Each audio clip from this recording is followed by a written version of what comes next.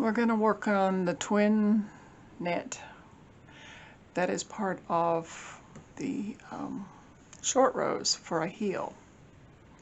I have tea to keep me company, and you can see I have a 10 3/4 needle and just some old yarn from another project. You're not going to need a lot of yarn.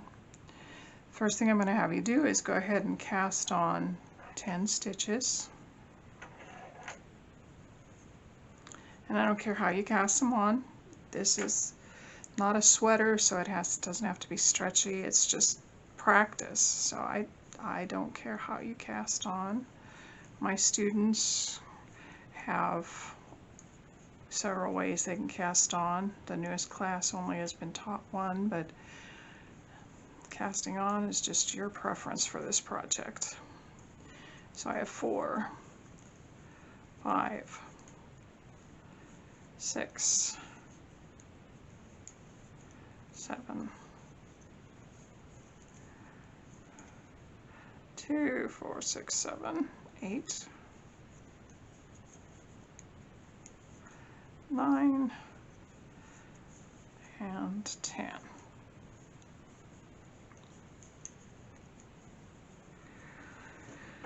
So basically I'm going to purl the very first row because we're going to have it act like it is a regular sock, and so in order to set up the fish or the twin kiss, we have to go ahead and be on this knit side, but it has to be purl on the opposite, the wrong side. So we're purling.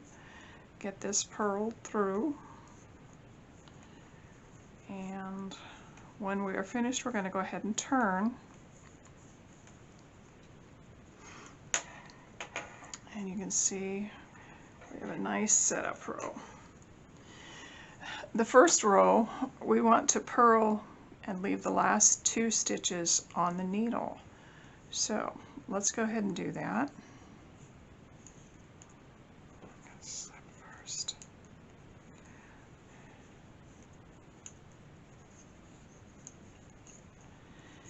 And once you get there, we're going to actually do a short row stitch, rather than work a whole row of short rows. Now, for any of you that want to learn how to do a different kind of short row, we'll talk about that in class. You can help me to decide who's ready for that. So when we're doing the twin stitch, you need to realize that when you knit, you would go through the entire stitch and knit it off. But what we're doing is we're going to get that purl, this little purl, out of the way. And when you get that out of the way, you can see that's the stitch below.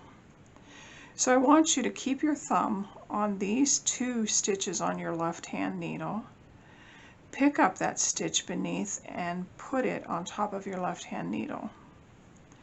Once you have it there, we're going to go ahead and knit it off. And then we're going to take it from the right hand needle and move it back to the left hand needle.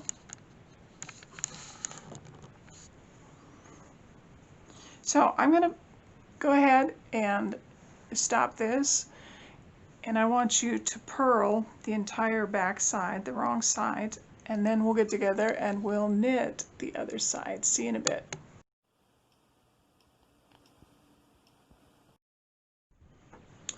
Okay, when you look at this, we already have a single slip, and then this one is actually a double.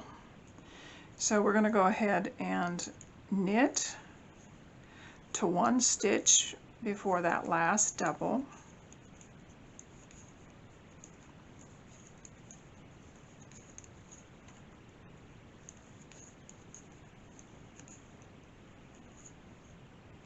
So there's my double. And you can tell because it's coming out of there. So this is the stitch we want to work on. I'm going to pull these 2 stitches away and hold them. I'm going to come underneath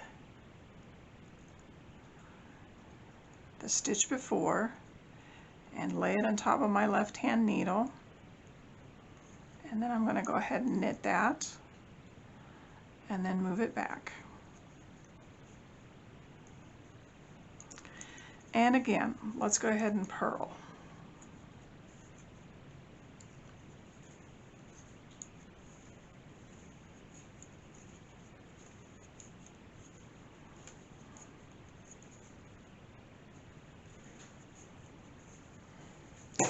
Once you get to the other side, turn it around and you'll see that you're starting to make a short triangle. It's longer along the edge and it's more of a rounded circle towards your stitches. You don't really have another edge on the left hand side. So let's go ahead and knit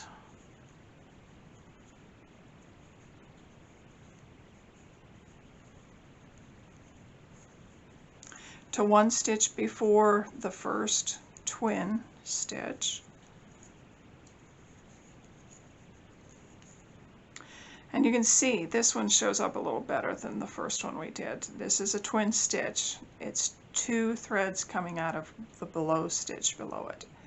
So this is the stitch that we want to work on. We're going to hold that stitch out of the way, go underneath and grab the thread, pull it up over our left hand needle, knit it, and then put it back on the left hand needle. Part of the reason you hold on to this while you're doing the work also is so that it doesn't slip off the needle and then you're kind of lost. You almost have to start the whole thing over again. All right, I'm going to have you purl the other side and then knit these stitches, leave one single before your double, and I'll meet you back here.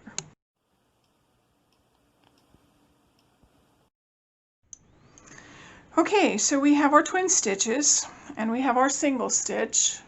We're going to hold it on our needle, go underneath to the stitch below it, place it up on our left hand needle, knit, and then place that knit stitch back on the left hand side.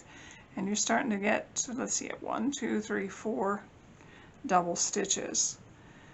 Now, this is not a project, it's just practice. So once you feel that you have completed enough that you're happy, you can quit, or you can rip this entire project out and start again. We like to get muscle memory when we're doing any new skill, which means that we get it from our hands to our brain. It makes it easier when you're doing things. You can, I've been knitting for so long that I have muscle memory. I can watch TV and knit at the same time. So practice is important when you're doing something like this, especially before you get into socks and you drop a stitch and you feel like you have to rip the whole foot out before you can start the heel again. This will help you to not have to redo things. So what you're going to see is on this side, this is your straight side. And because you're doing short rows along the top, the bottom actually looks like a semicircle, and it's starting to make a triangle effect. Now, when we go ahead and do the twin purl, it will actually make this entire thing straight, and then this will become a semicircle, which is what you want heels to do, because when you come down or from the toe across to the heel, you want it to curve up, and this will make a nice curve so that it will curve up to the, so that you can put your cuff on. Go ahead and keep doing this. Let me know in the comments below if something's stumping you. We'll try and do another video, but thanks for joining us. Bye.